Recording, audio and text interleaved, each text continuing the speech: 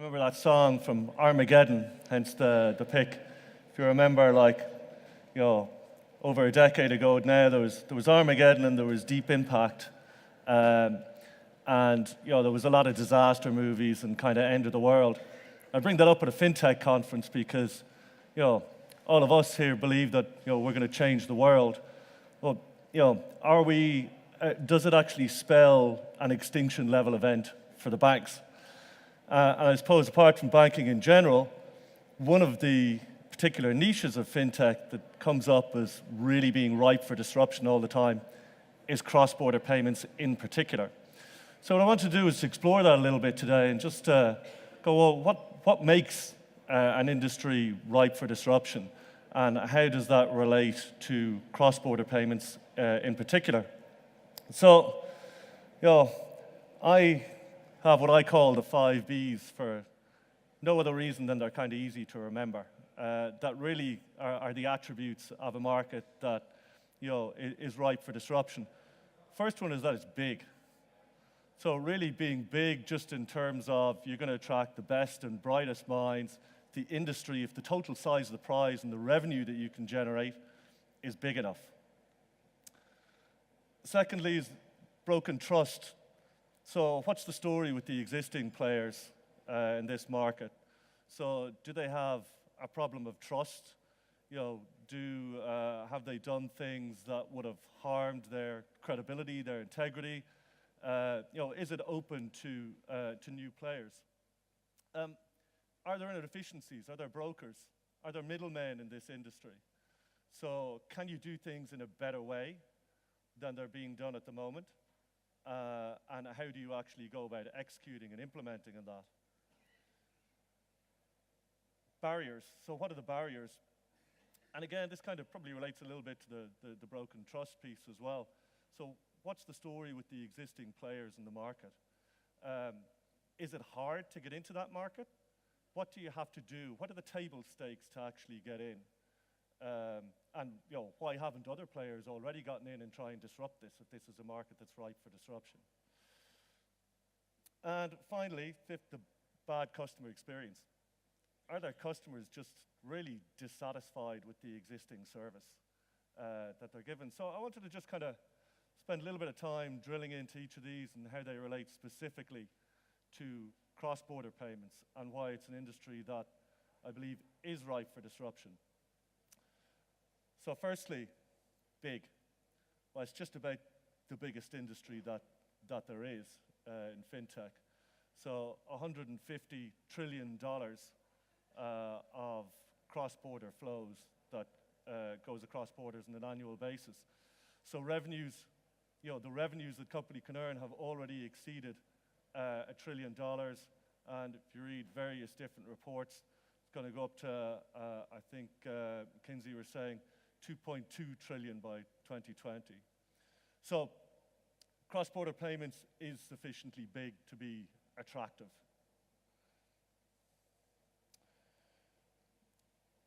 The story about broken trust and banks, this one's a little bit, I think, more tricky, right? So if you think about, I put the problem of trust with banks into 2 kind of categories. So number one, there's a lot of issues in the industry where potentially they've facilitated things that maybe they shouldn't have. So the most recent example that you would have seen was in the Estonian branch, or Danske Bank, over 9 years, $200 billion worth of cross-border flows that were really suspicious activity and potentially the largest money laundering case in the history of the world. So sometimes for people, I think that's a little bit abstract in terms of, well, okay, but that doesn't necessarily affect me. Then you also have the credit crunch. So what happened during the crisis? So, Transfermate Global Payments are headquartered in Ireland. So, we had a pretty severe impact for the credit crunch. Took all of the debt that was from the banks that was guaranteed by our government, and that debt has basically become the debt of the people, so really affects each and every one of us. So in terms of broken trust, it's kind of, I'm going to be paying, my children are going to be paying for what the banks have done for decades to come. And yet still, like people who change current accounts, it's 0.3% of people will change their current account every year. People do not change in the banks. And in the cross-border payments world, there's $150 trillion cross-border flows. 90% of that is performed and executed by the banks. So with Transfermate, we said, yeah, you know what, there might be a likability issue about how people feel about the banks, but trust people's words and their actions, they're not really moving. So, I think many years ago we decided that, yep, we compete with the banks, but you know what? We also want to collaborate with them. So over the last 12 months, we raised 51 million euros, led by ING and AIB, and that's both an investment, but interestingly, the banks are starting to realize that their own platforms and their own systems for cross-border payments suck. So they're actually using our platform. So it's an investment, but also a partnership and collaboration. So, in terms of the second characteristic, I'd say yes, there's a trust issue, but it's going to be tough to try and beat the banks. So, we've chosen to partner with them. So the next attribute is really the brokers, the middlemen. So this is one of my favorite cartoons on the subject.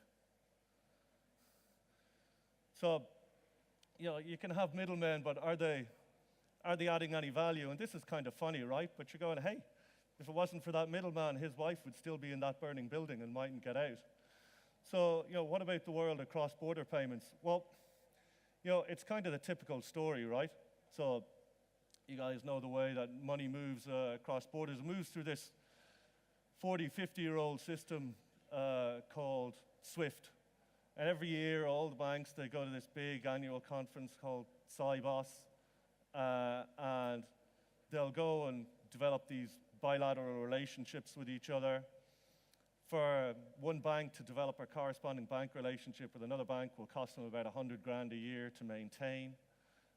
Just really expensive. And what it means is that when you send money across borders, that it goes from one point in the chain to another point in the chain to another point in the chain.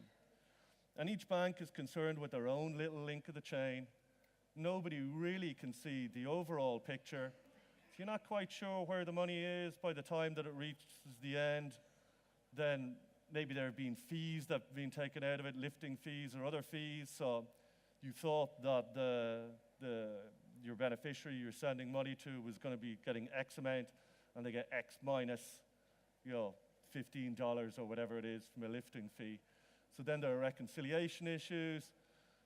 So it's slow, it's inefficient, and not really fit for purpose. So there's a couple of ways that you can try and solve this, right? So you can try and set up a different network and get banks to join that, and there's various different blockchain initiatives that are starting to get banks to join, and they're trying to really create an alternative to that SWIFT.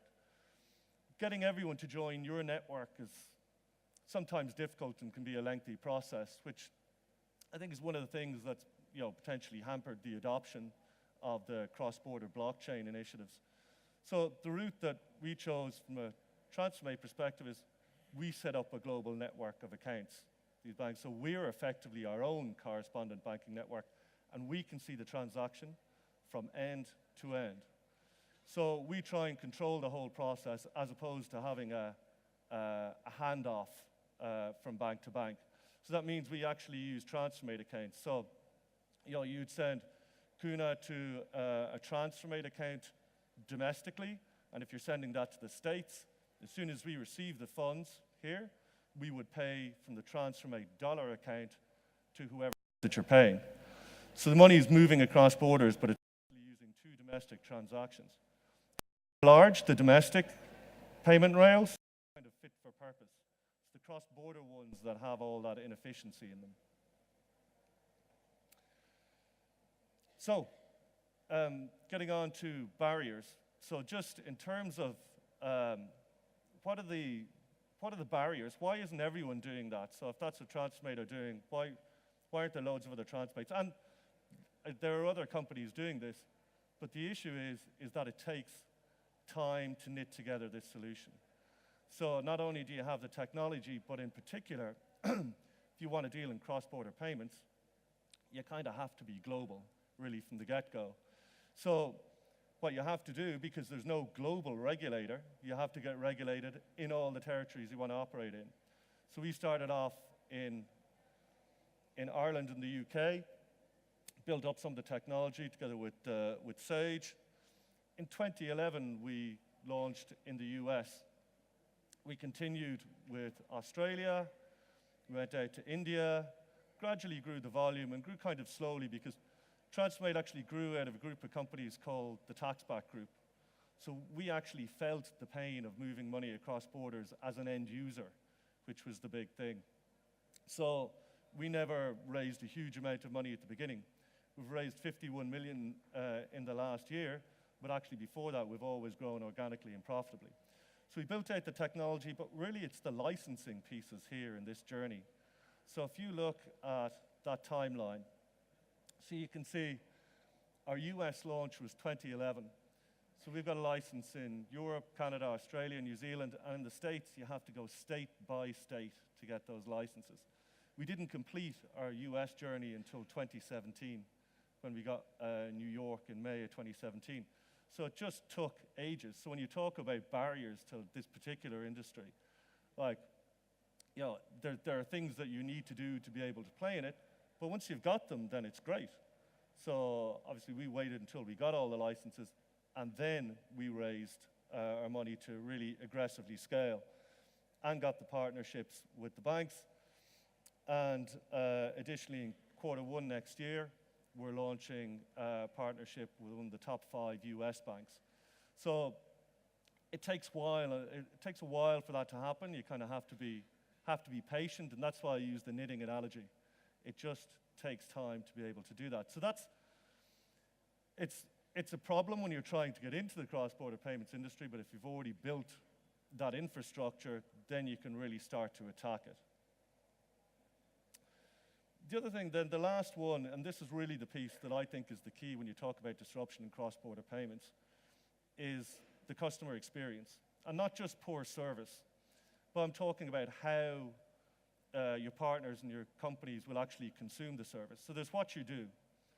What Transfermate does is pretty simple, right? We make payments and receive payments across borders. How we do it, we've got to knit together the technology and the regulation. But really the key is, how does the customer experience it? So, you know, how do they actually consume that service? So is that, you know, just transfermate.com online? Is it a white label service? You know, you plug into apps, or do you offer an API? So we offer all of those different integration options.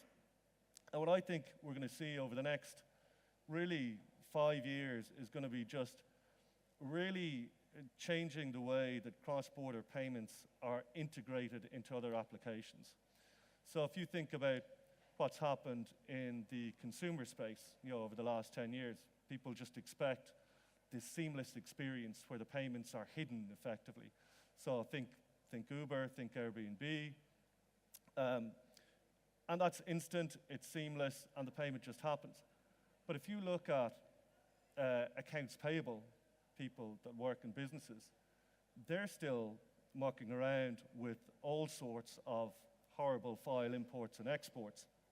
So we've partnered with a number of companies, as well as some of the ERPs that you may have seen. We went through Sage, NetSuite, and Xero. These two companies here, Coupa and Concur.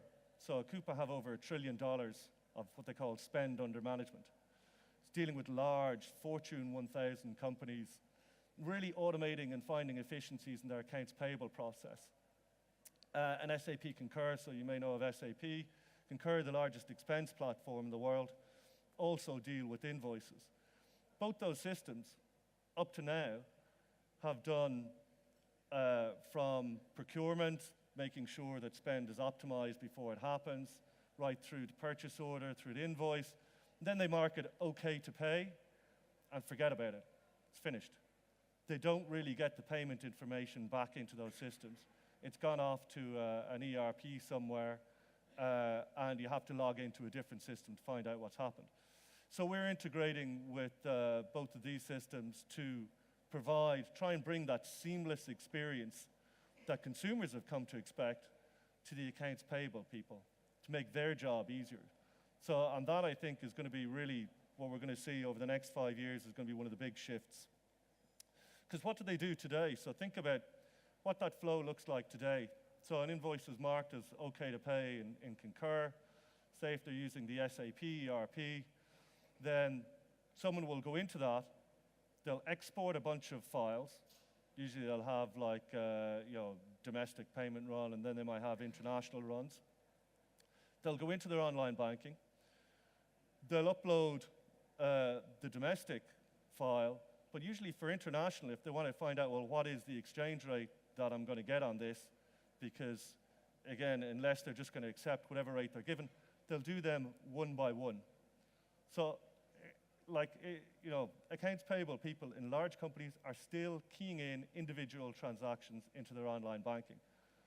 Once they're finished with that, they will take files that they've got from their online banking and they'll upload those back into their ERP. And as well as that, if you think when they created that invoice, if you've got an invoice that's due for payment in like a month's time, there will have been an indicative exchange rate on it.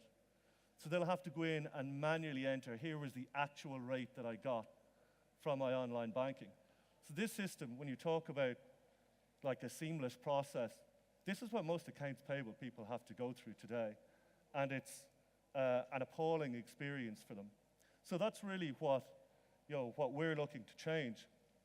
So if you think about, I'm just going to just click into demo here. So this is what we have on the payments hub. So you log into the SAP Concur system, you can see how much payments you've put through. And if you have invoices that you need to pay, you simply filter based on due date and domestic or international. You select the invoices that you need to pay. You can see in this example there are 3 invoices, so there's 1 in euro, 1 Norwegian kroner, 1 USD. The red and green buttons on the right-hand side say that I've actually sucked the payment, the bank information out of that Concur system.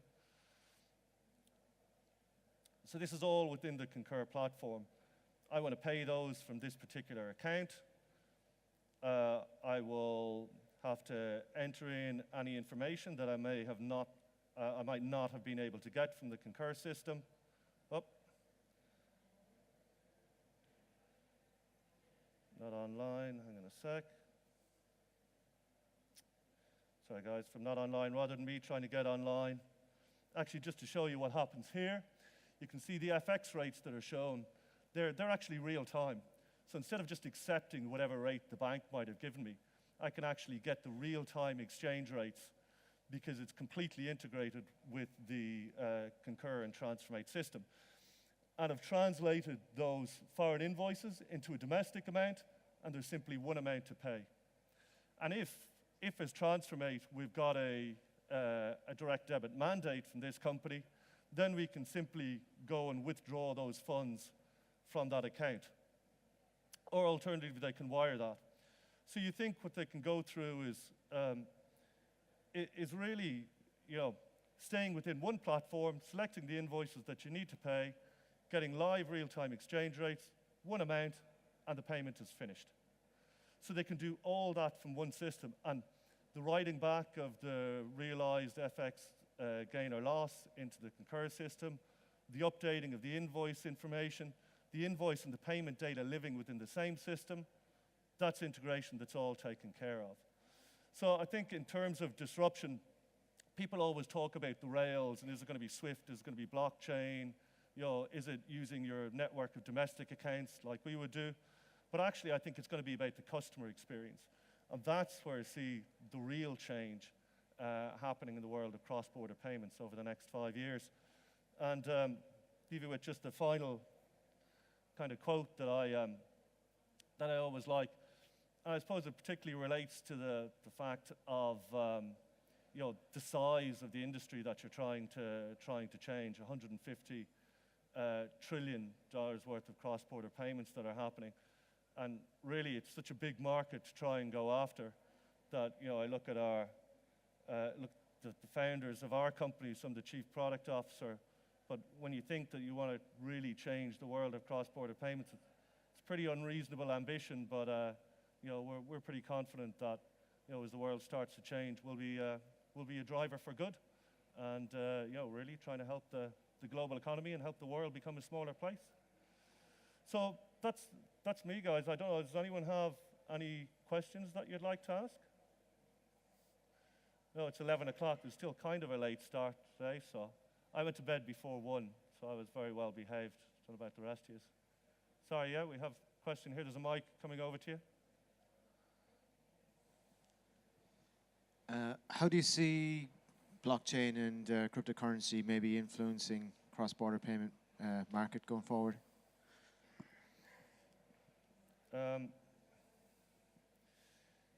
Yeah, and it's an interesting one because I don't know if you were watching the. So last week, Transferwise, so similar name, although I would say we had the name a year before them.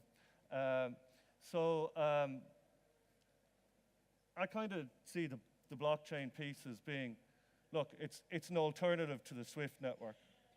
So again, are you going to use? Is it going to be Ripple? Is it going to be IBM's blockchain? Is it R3? And in Transfermate, we're happy to use whatever network we connect to. So right now, we have all of our network of global accounts. We're also members of SWIFT if we ever need to use it. If those networks gain peer acceptance, then I think we would use them in the back end. So they're not necessarily going to affect, I think, what's going to be the real driver of change, that is the front-end customer experience. But certainly we can use them on the network and the back-end side. But yeah, as I was saying, there's kind of, I don't know if you saw the TransferWise came out there last week and said that they're keeping an eye on the technology, and we'll see, but they didn't see that there was any great efficiencies to it, which I think surprised a lot of people, that they thought it was going to, that their pilots would have been more successful. So again, for us, I can see that we'll use our domestic accounts, we'll use SWIFT, we'll use blockchain, we'll use whatever network that ensures that we can get the payment there in the fastest, cheapest, most efficient way possible. And if that's blockchain, then great.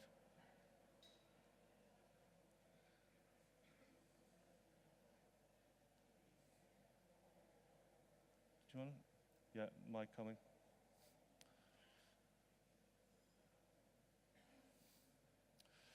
So in terms of, we're here, so we're just, for context, we're headquartered in Ireland. We have 300 employees in Transfermate. There's 1,500 across the group. So we're looking at setting up some banking partnerships here as well, but also interested in those of you who are looking to embed international payments, or indeed collections that I haven't really touched on here. So our network, and we see our major growth is going to be through those partnerships. So feel free to be here for the rest of the day to come and chat to me. What are the main differences between Transfermate and Transferwise Currency Cloud? Yep. So apart from us getting the name a year earlier, Transfer. So I think there's a lot of, Transferwise will be focused on the consumer and individuals. We're trying to focus on the B2B payments more, and it could be B2B or B2C. So you do a lot of payroll and, like with Concur, employee expense reimbursement. So you could be paying anyone, but our customer usually is the business themselves. So we're trying to really hit that sweet spot of embedding the international payments into those business tools. I think Transferwise would be looking at certainly a bit at the business market, but probably still more focused on the consumer side. Did I see a hand? Was there a hand somewhere here? No? Anyone else have any questions?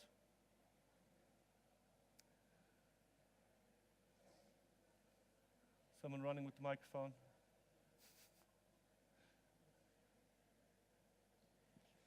Hi. Thank you for the presentation. From what I understand, basically what you are doing is that you have bank accounts in all over the world in local currencies. So you basically move funds only from Transfermate to Transfermate, and then the local partner will do the settlement with the end client. Why was there a need for regulating this? Because you basically why did you had to apply to financial license to do this? Yeah, so you can send money. So when you're sending money to a beneficiary in any country, you're subject to screening and sanctions and monitoring, but it's only a couple of markets that you may need to be licensed in. The licensing really more relates to our ability to sign up an onboard client. So the licensing relates to the originator of the payment, whoever is actually sending that payment. So we are licensed across Europe, Canada, US, Australia, New Zealand, which means that we can sign up clients from there. But yes, sending a payment somewhere where we're not licensed, again, we don't necessarily need that. So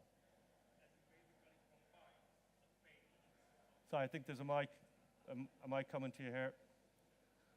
And basically, you combine all the payments that are coming from, for example, UK to Croatia. You have 50 payments a day, and you basically use the normal banking system, SEPA or SWIFT, to do the payment, but you save on cost because you don't do 50 transfers, you just do one big transfer between UK, or you do the settlement between the two, between UK and Croatia, for example, right? Exactly. So we might have 50 transfers to do to beneficiaries that are in Croatia, but we manage our own. So one of the things that we were very clear on was to manage all of our own treasury, all of our own compliance, all of our own liquidity.